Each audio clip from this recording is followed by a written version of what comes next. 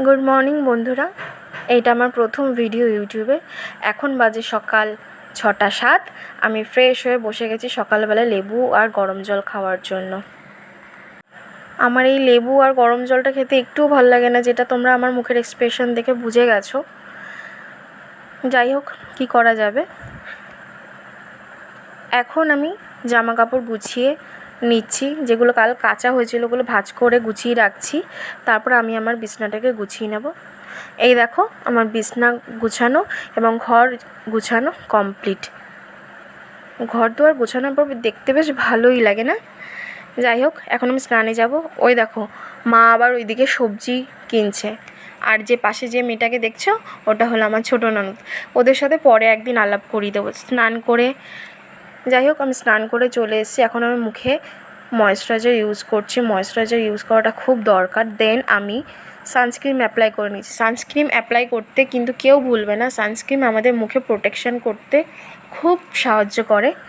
যাই হোক, সানস্ক্রিন লাগাতে কেউ কঞ্জুসি করবে না। এই দেখো, আমি সানস্ক্রিনটা ডেইলি মাস্ট আমি ইউজ করি, কারণ কি সানস্ক্রিন লাগালে মুখের কোনো ক্ষতি হবে না। আমাদের গলাটাকেও সাথে ভুলবে না, গলাতেও ইউজ করে নিতে হবে। এই আমার সানস্ক্রিন লাগানো কমপ্লিট। এখন আমি সিঁদুর পরবো। কি অদ্ভুত ব্যাপার না, সিঁদুর পরলে মানুষের মুখটাই একদম পাল্টে যায় মেয়েদের। বিয়ের আগে কিন্তু এরকম মনে হয়, কিন্তু বিয়ের পরে সিঁদুর না পরলে একটুও ভালো লাগে না। এইদিকে আমি ভাত বসাতে চলে এসেছি। আমি এদিকে ভাতটা বসিয়ে দিয়ে আমি ওপরে যাব, কারণ আমার ওপরে পুজো দিতে হবে। আজকে রান্না করতে খুব দেরি হয়ে গেছে, তাই এদিকে আমি ভাতটা বসিয়ে দিয়ে আমি পুজো দিতে যাব। চালের হাঁড়িতে প্রণাম করে নিলাম। এবার আমি ওপরে চলে যাচ্ছি পুজো দেওয়ার জন্য। এতটাই গরম, ঘেমে মানুষ অস্থির। এই দেখো, এটা হলো আমাদের ঠাকুর ঘর, যেখানে আমি পুজো দেব। এখন সব পরিষ্কার করে গুছিয়ে নেব। এই দেখো, তোমাদের সাথে এই ফুলটা শেয়ার করি।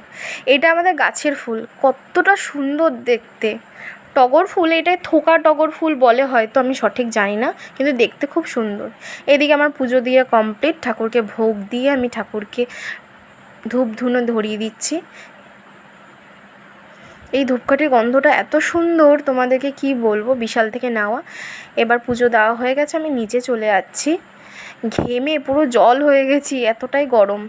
এদিকে আমি নিচে এসে দেখি আমার ভাত এখনও ফুটে ওঠেনি। যাই হোক, এবার অন্য রান্না করে নেব।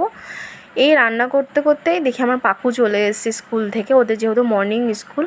আর দুপুরে লাঞ্চে ছিল সিম্পল খাবার, যেহেতু আজকে শুক্রবার নিরামিষ রান্না করা হয়েছে।